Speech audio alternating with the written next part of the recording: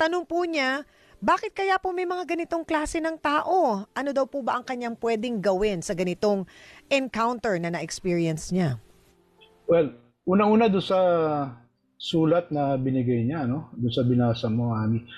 Mukhang interested at a certain point, interesado sa kanya yung guy, ano? Pero kaya lang, medyo parang siya yung unang nag-friend zone, kumbaga ba, di ba?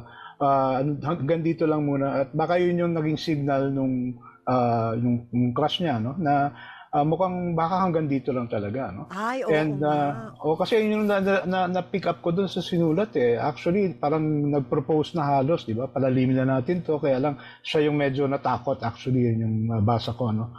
At pag ganito, kasi yung tanong, bakit may ganitong klaseng tao? Well, yung nature kasi ng relationships, kailangan mag-develop muna kayo, magka-developan muna kayo, di ba? Yung sinasabi natin. Yeah. At paano mangyayari to?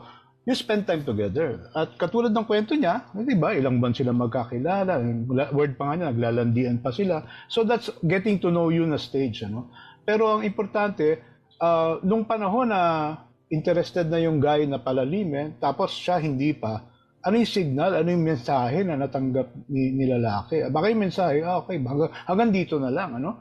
Tapos siya ngayon, nagkapalit na sila after a few months. Siya ngayon, gusto niyang palalimin, pero yung the other party is parang nananabang o talagang baka hindi interesado. Ang susi sa lahat ng komunikasyon will always be, sa lahat ng relationship, ang susi will always be communication.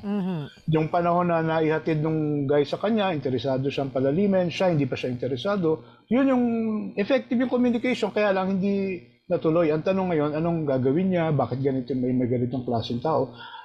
Importante maipahiwatig niya kung ano yung nararamdaman niya. At kung handa pa yung yung guy to palalimin pa yung relationship, edi okay. Ang mahirap ito pag hindi mo na binigay, hindi mo na kinausap, hindi mo na sinabi yung nasa loob mo, no? Kasi iniiwan mo na lang na siya ba yung hintayin ko na mag next move. Sabi nga, no? Pag gano'n, edi paano kung hindi na nag-next move, edi wala na. Tapos yung isa pang tanong ay, ano ba mawawala kung ikaw magsabi? Iba na, mas modern na yung ating lipunan ngayon. Ano? At hindi na, katanggap-tanggap na siguro na mauna yung babaeng, actually hindi nga nauna yung babae, nauna na in the past. Pero ngayon, siya na yung mag-initiate.